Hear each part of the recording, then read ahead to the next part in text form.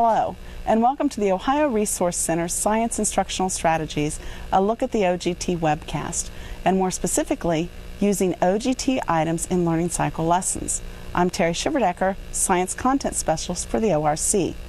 In this webcast, we will be discussing the Learning Cycle, processes you can use when integrating released OGT items into Learning Cycle lessons, and the role of inquiry and assessment in the Learning Cycle. For those of you viewing live, you can participate in today's discussion with your email questions using the Submit a Question button to the right side of the screen. Submit your questions early and we'll answer as many as we can get to at the end of the live program.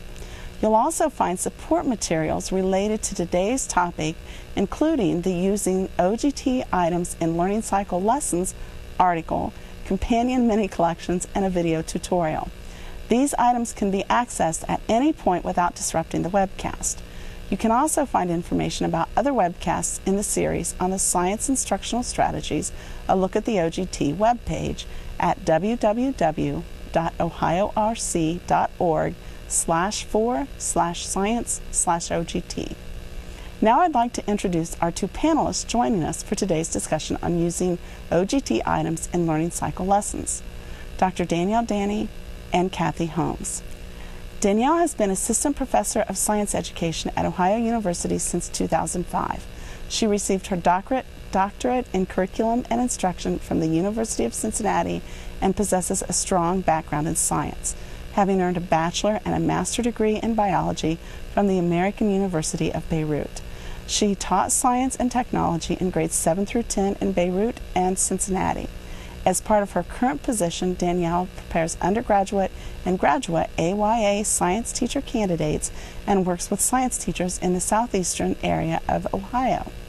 Kathy is a science consultant for the Ohio Department of Education, where her responsibilities include assisting in the development and scoring of the Ohio Achievement Test and the Ohio Graduation Test, and the creation and review of professional development materials such as OSI, the program models, and the OAT toolkit.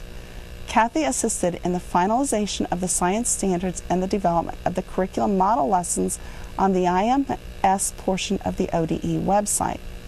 Before joining ODE, Kathy worked for Columbus Public Schools as a teacher of secondary science and department chair. Danielle, Kathy, welcome. Thank you for having us. Let's get started with a quick review of the learning cycle. What are some of the most significant aspects of the learning cycle that all science teachers should know? Well, Terry, the learning cycle is an effective way of bringing in explorations of the natural world and scientific questioning into the classroom. Our viewers can look at the interface and the support material, and in the middle section there is a link to a document produced by the Ohio Department of Education. It is the Standards-Based Science Instruction and Classroom Inquiry, which takes you through a full explanation of the learning cycle on the first 13 pages. But on the screen you'll see a diagram of the learning cycle. The learning cycle is a way to ensure that we're not doing activity for activity's sake. It makes sure that the science behind the activity is explored, explained, and understood by students. There are 5 parts to this, and those 5 parts don't go one right after the other. They can be intertwined according to the instruction that needs to happen with the students that you're working with. The first stage is engage, and in the engage stage, we set up motivating conditions to initiate and sustain student engagement and inquiry. We use standards-based questions, demonstrations, discrepant events, and perplexing case-based or technological design scenarios to strategically capture and channel students' thinking. Once we have their attention, we go into the exploration phase, or explore, where we provide students with opportunities to explore and ask questions about the content that they can test scientifically through student-centered inquiry, which includes manipulating materials, making observations, and keeping appropriate records. We align student-centered investigative activities with the standards, placing a special emphasis on scientific ways of knowing and scientific inquiry. Then we talk about the science behind the item in the explain portion of the learning cycle, where teachers provide questions which help to delve into the content and the knowledge behind the skills that we're getting students familiar with within that lesson. Then we can expand on that knowledge, and we can help students contextualize and deepen their understanding of the concepts and skills of the lesson. This will provide real opportunities for teachers to naturally address the science standards of scientific ways of knowing and science and technology. As students explore that information, they often pose questions which can launch into new learning cycles. And then finally, we assess in the learning cycle. An assessment occurs throughout the entire learning cycle, not just at the end. When we provide opportunities for assessment, we are looking for journaling, concept maps, portfolios, authentic problem solving, and interviews. As teachers, we want to provide prompt feedback to help students monitor and clarify the learning throughout the process. If we do this well, we can check our own understanding of what they know and modify our instruction accordingly. Well, I'd like to add a couple of points, and thinking one thing I always like to emphasize about the learning cycle is that it is inductive in nature. So what we're doing is we're trying to allow our students to develop conceptual understanding of the concepts through hands-on experiences followed by minds-on experiences. All through, as teachers, we'd like to be able to constantly monitor our students' understanding, and we are able to do that through the learning cycle.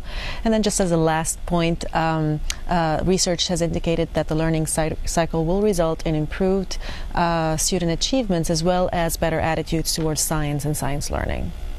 Thank you. That's a good overview of the learning cycle.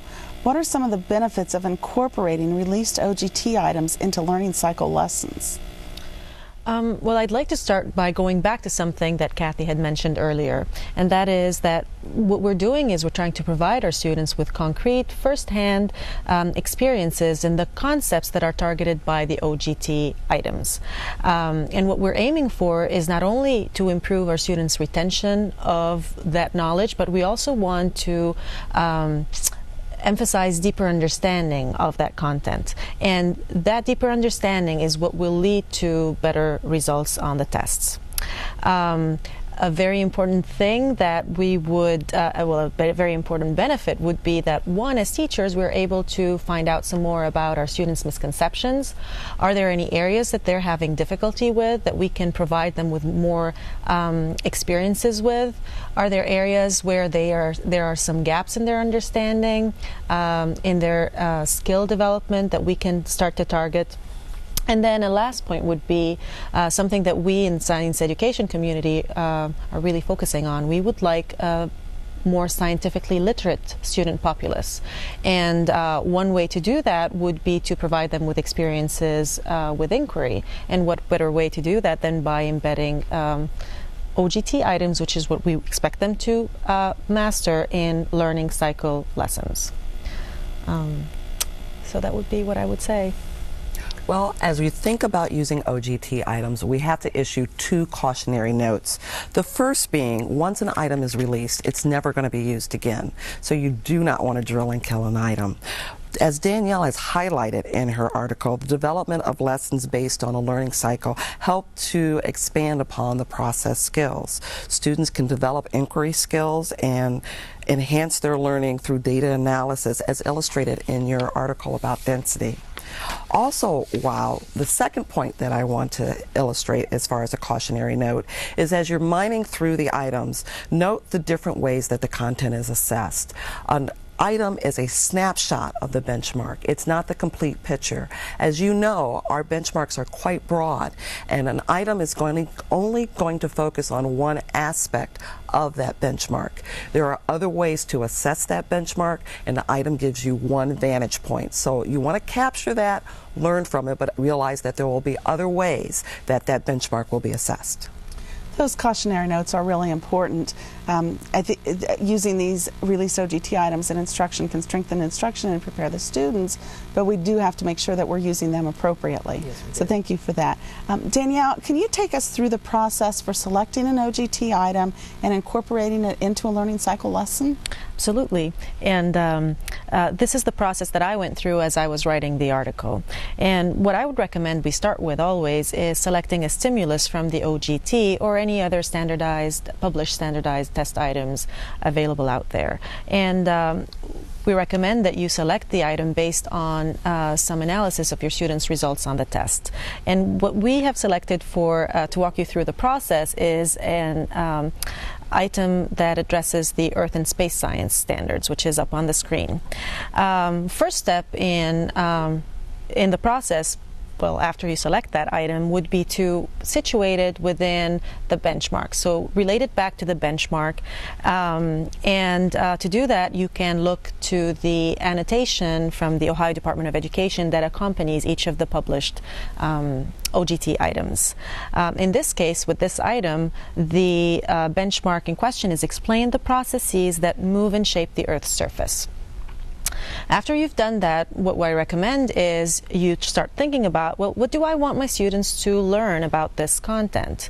And to do that, you might list the concepts that the item targets, as well as other concepts that are targeted by the benchmark. Examples might be plate tectonics theory, faulting, folding, magma generation, igneous intrusion, metamorphism, volcanic action, and these are just some concepts for this item.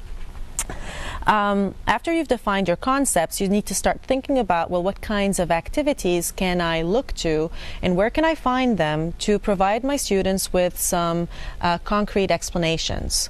And for this particular item, you can, for example, what we did, we looked to the Ohio Resource Center, where you can find a variety of activities that in many cases are best practices and are learning cycle based and are aligned with the standards and with the benchmarks. So what a wonderful place to look to find ready to use activities. So you look at for the activity, and for this item we looked at earth movers, and you will find that information on the screen in front of you.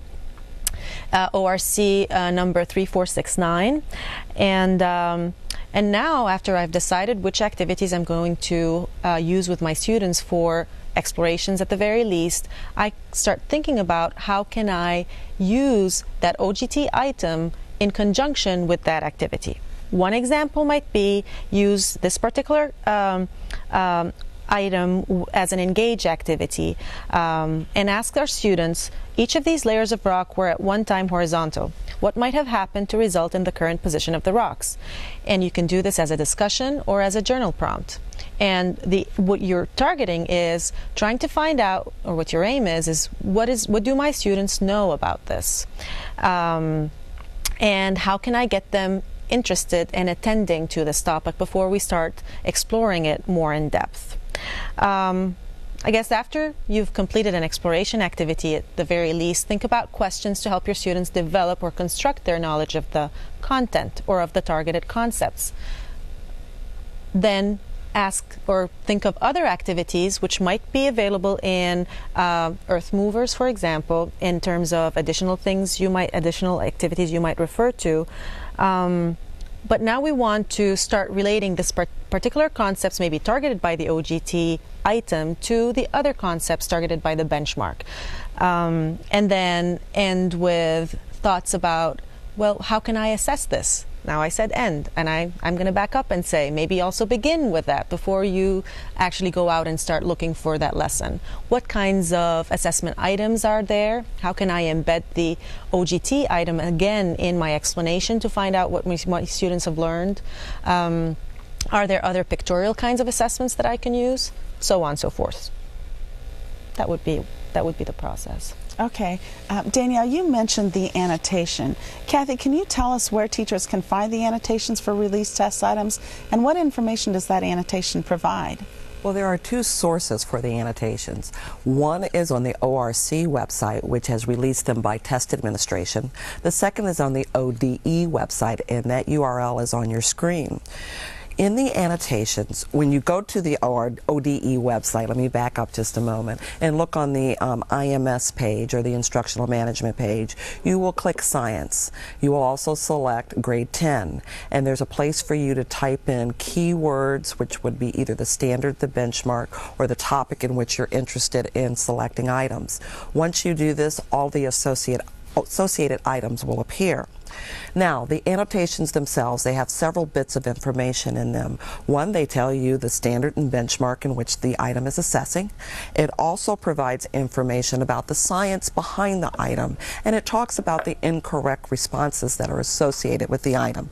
That is a way to illustrate the misconceptions that are present and to help teachers to identify what students might be thinking and how to address those misconceptions so they can clean those up.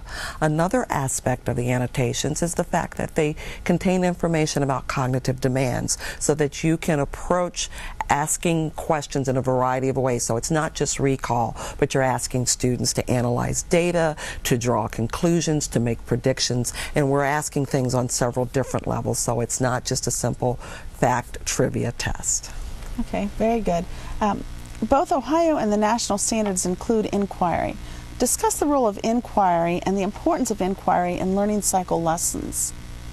Well, before I talk about the role of inquiry in learning cycle lessons, I'd like to start with how we define inquiry in science education. It's always important to me to focus on that last thing I'm going to talk about. Inquiry implies the active processes involved in the scientific thinking, investigation, and the construction of knowledge, because we tend to only focus on investigation, but we do want our students to also engage in the construction of knowledge. And the learning cycle supports inquiry. So that would be the short answer to your question, Terry. More specifically, the exploration phase and the expansion phase within the learning cycle do help us meet inquiry-related standards such as science as inquiry and the National Science Education Standards, as well as our process standards in the state of Ohio. And what we do is we're trying to offer our students the opportunities to ask and answer questions, to plan and conduct investigations, to use tools and techniques to gather data, to investigate the relationships between evidence and claims and explanations, and then finally to allow our students the opportunities to communicate their scientific arguments. And so these are our goals whenever we are using the learning cycle to help our students meet some of our inquiry standards, either to meet the Ohio standards or the National Science Education Standards. Now, in the classroom, inquiry can look it could look very different depending on what is going on. And what I'd like you to do now is to look to your screen for a graphic where you could see how inquiry could be anywhere from teacher-structured to learner-directed. And on the one hand, teacher-structured inquiry is an investigation that might be taking place in the classroom where the teacher provides the question, the teacher might provide the students with the materials to use, explain how to go about doing the procedure, help them in making, collecting the data, as well as making some of the relationships or making some of between the data gathered and the explanations that will be constructed. And this might look a little bit like what we used to call our cookbook laboratories, but that's very important to teach our students the skills necessary in conducting inquiry. So that's not bad. It becomes bad if we only use that all the time. Now, on the other end of the continuum, you find open-ended, learner-directed inquiry, and this is where the students will investigate a question that they generate, a question of interest to them, and go through the other steps that are necessary, or the other processes that are integral to inquiry. Inquiry in the classroom does not have to be either or. It could be anywhere on that continuum where, for example, a teacher provides the students with a question and an array of materials, and then the students design or plan their investigation, share that with the teacher, get his or her okay, decide which materials they're going to use, which tools they're going to utilize, and then proceed with their investigations. Okay, good. And you did such a nice job of talking about the inquiry continuum. It's worth mentioning that teachers may want to do a little training with their students to get them started with something that's a little more teacher directed, and then work towards full inquiry. Absolutely. As students are learning to think and process like a scientist. So how does this meet those process standards, and what does this look like on the OGT? Well, when we think about it in instruction, it's going to translate into what they're going to see on the OGT. And we take our process standards, which we know are scientific ways of knowing, science and technology, and scientific inquiry, which talk about how to do science, how do you do investigations and explorations.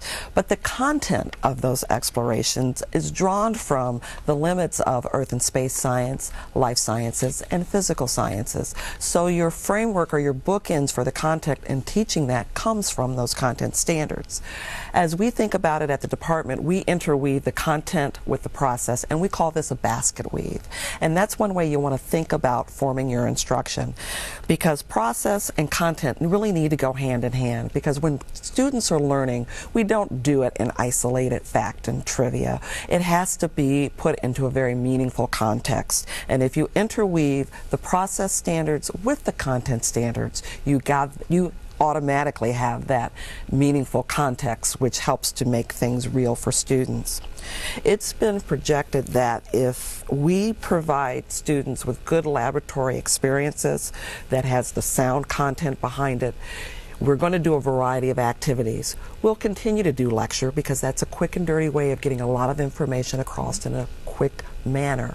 We're going to have students read, and they have to respond to worksheets. But we need to expand beyond that, where we give students an opportunity to dive in and to think about what the science behind what they're doing, to ask questions about it, to formulate their own investigations about that, to choose what materials they need to investigate with to collect data, and to organize that data, and to process and analyze it and draw conclusions, and think about, if I was going to do this again, would it look the same, why or why not, and to actually start formulating that into words. That's what we really want students to do when we put the content and the process together. When we look at OGT items, you'll never see a process item alone. When we assess scientific inquiry, scientific ways of knowing, and science and technology, it's always going to be coupled with an earth and space content, a life science content, or a physical science content. Yeah. And provides a good argument for teaching the content and the process standards in tandem. Absolutely. That's very good. One of the strategies of the learning cycle is assessment. One of the stages of the learning cycle is assessment.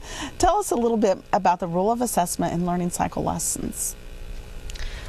To go back to something Kathy started with, assessment is to permeate all phases of the learning cycle. And I am guilty of sometimes saying, well, and then at the end you do, but no. So assessment happens at all phases, and it can happen at all phases because in the learning cycle we need to be focusing on the use of formative assessments in addition to just a summative assessment that we would conduct at the end of the lesson. And that is important for us as teachers and from an instructional point of view, because it provides us with a feedback loop to inform our teaching. How are my students doing? Do I need to go back and reteach? What misconceptions are emerging from based on my analysis of those assessment items? What the kinds of assessments that you would want to use are unlimited. I mean, there are so many options. They're not unlimited, I know, but think about, in addition to your regular multiple choice kinds of questions, maybe quick journal prompts, discussion questions, pictorial assessments, which I like, activity or performance-based assessments, investigation reports, to name just some. And then do do attempt to use some embedded assessments where you are assessing at the same time as you are teaching the content, and just again finding out about where your students are in the learning process. As I think about that, you've kind of got twofold purposes for assessment. One, assessment of learning, as well as assessment for learning. And as we're doing that, we also want to make sure that we include a student reflection piece on that, so that students can monitor themselves and help to think about what they know and what they don't know, and so that they can start to formulate a plan to help to think about what they don't know and how to fill the gaps. And if teachers are implementing that assessment piece properly, you can help to tailor instruction for the students to help to fill that gap of instruction. Because students need many, many opportunities to showcase what they know, to put it into words, to be able to put it in a variety of methodologies, not just paper and pen, but in all of the strategies that you mentioned. That just helps to solidify and reinforce the concepts and skills that we want students to walk away with when they're finished in our science classes. Okay, great. You guys have provided a tremendous amount of information that I think will be very useful to our participants. Let's look at some of the questions that they've provided for us. This first question, why is embedding OGT items into instruction more beneficial than asking students these questions at the end of a chapter or unit? I can think of two things, and Kathy, please chime in. One, it's one way we want to embed the OGT items because we want to provide our students with authentic opportunities or authentic context to learn, experience, and or grapple with the concepts. And we want to move away from an approach to teaching and learning that emphasizes rote learning. And we also want to embed it because we want to catch misconceptions early. If we can figure out where they're having difficulties with things, we can fill those gaps. As I said before, that there are a variety of different types of questions on the OGT, and they're not just all rote recall. It's asking students to look at things in novel ways, and that's a way of seeing, can they approach this with the content that you're presenting them, and if they're not successful with that, you can find other ways to approach the material so that they can be successful. Okay, and we touched on this next question just a little bit, but I'd like to give you an opportunity to elaborate as this question suggests. Are learning cycle lessons primarily teacher or student centered, or does it depend upon the lesson? This would take us back to that graphic that we were talking about in terms of the continuum. So the learning cycle lessons, well, I would say they are primarily student-centered because you are expecting your students to explore the concepts. You are providing them with concrete experiences. You're allowing them to grapple with them in a hands-on fashion. However, that does not mean that you do not give them some guided assistance. So primarily student-centered. Depending on the lesson, you might give more structure or guidance where needed. And it's really knowing where your students are, doing that pre-assessment to find out what skills and knowledge they bring to the table so that you're able to tailor your instruction as you need to. Because as you start the inquiry process, it might require a little bit more modeling at the beginning.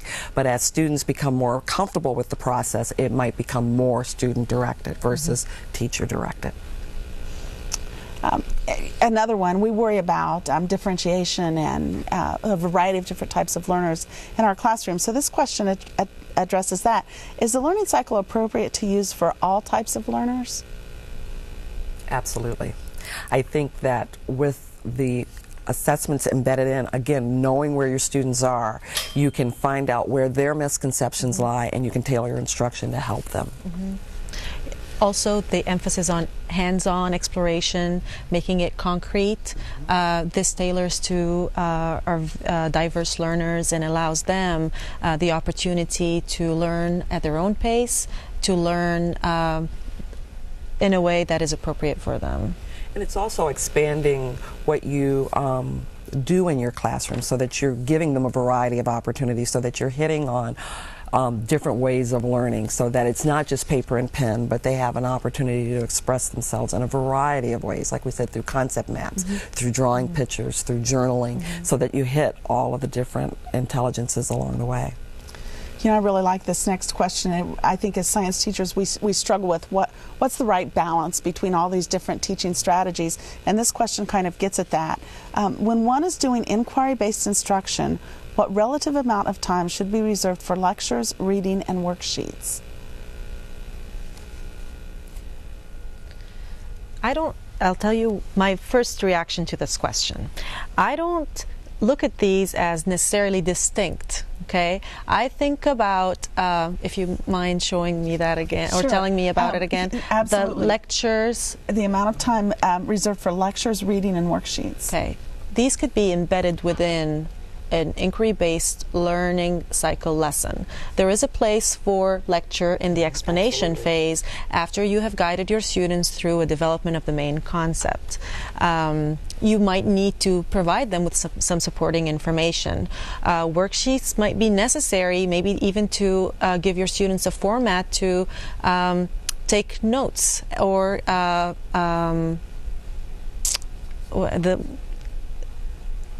write down their data. Why can't I think of the right word to say that? But data tables, they are part of worksheets, and they are ways to assess their learning as you are teaching. And reading is very important. And so, and should be infused. I mean, we cannot do science without science involves a lot of reading. So I don't see them as distinct. I'd like to see them more integrated more, is what I would like to say, is what I'd say. And I think you can use it in creative ways, like let's just focusing on the worksheets in and of themselves. Instead of giving students an opportunity to do an entire 2-page worksheet, you can divide those up into quick writes, you know, entrance and exit exams, or just checkpoints, not exams, but checkpoints as they're coming into class, going out of class, and you can use those as formative assessments. So I think that there's no set number of, set amount of time to use. It's a balance of where your students are and what they need, but you can do it in creative ways so that it doesn't infuse the entire lesson, but it's done in bits and pieces and integrated into hands-on activities so that you're doing a little bit of everything. So it's not just one or the other, but a nice mix of both. Yeah, and I think one of the things about the integration of a variety of teaching styles and teaching techniques is that you're meeting the learning styles of all of your students. Because we know when we look out at 25 students, we've got 25 different learning styles, and to meet all of those. So we want to avoid over-reliance on any one particular teaching technique, integrate all these things, and be creative about it. So, okay, very good. Let me see, I've got several questions here. Let me, and this, again, this is something that we've talked about a little bit throughout the webcast, but I want to touch upon it again. Why is formative assessment important in learning cycle lessons? How does this help to prepare students for summative assessments such as the OGT?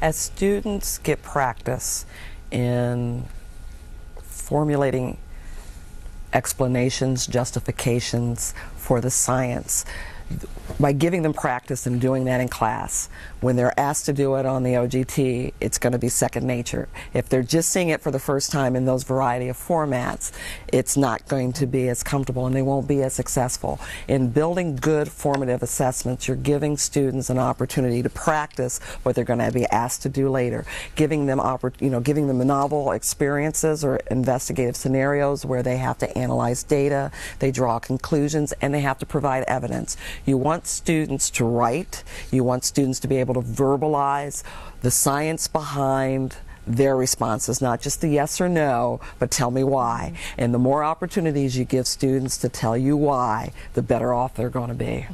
And if they can tell you why, it's that much easier for you to pick up on what they don't know, or what they hold naive conceptions about or misconceptions about, and help you address that and think of other ways you can provide them with experiences with such with the content, and that can only lead to better results on the test.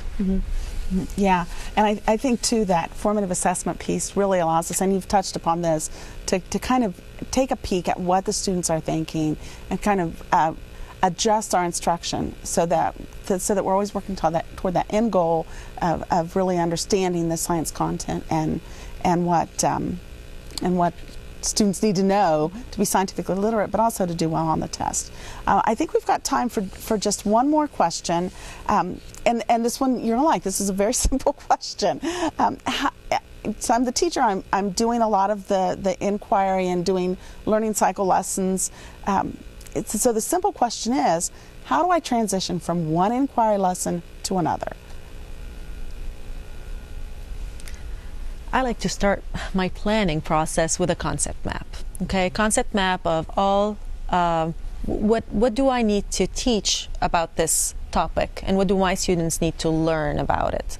And so the lessons end up being about the concepts rather than about the lessons themselves. And so when you think of the learning cycle and you think of the expand phase, that's a great way to tie in and extend to that next concept in your schema, okay, in your frame, in your concept map.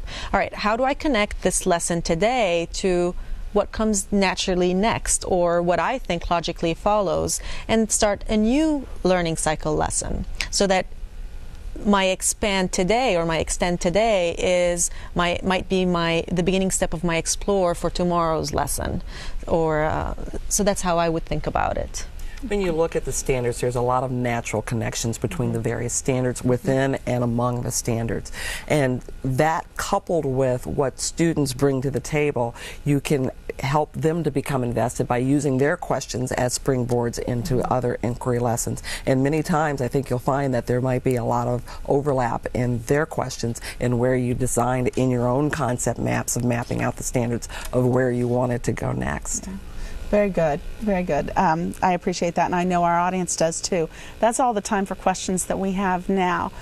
Danielle, Kathy, do you have any final key points that you'd like to make? Kathy? Again, the learning cycle is a wonderful way of bringing explorations of the natural world and scientific questioning into the classroom. When we look at a summary of the research, as Danielle pointed out earlier, using a learning cycle helps students to make better achievements in science. They're excited about it. It creates a meaningful context. They develop process skills, and these are all things that students need to be scientifically literate. Danielle, anything I think to add? Kathy's put it beautifully. So I will leave that to be the final word. Well, I'd like to thank both of you very much for participating in today's webcast. Thank you for having us. Okay. And thank you for your participation and email questions. In this webcast, we've discussed the learning cycle, strategies and processes for using OGT items in learning cycle lessons, information available in the ODE annotations for released items, the relationships between inquiry and the learning cycle, and the importance of assessment in learning cycle lessons. We've just provided a brief overview of these topics. Additional companion materials can be found on this webcast and also on the archived version of the Science Instructional Strategies, A Look at the OGT, at www.ohioRC.org/4/science/OGT. If you would like to learn more about these topics or work with ORC to plan professional development programs with your building or district, contact ORC at web@ohioRC.org.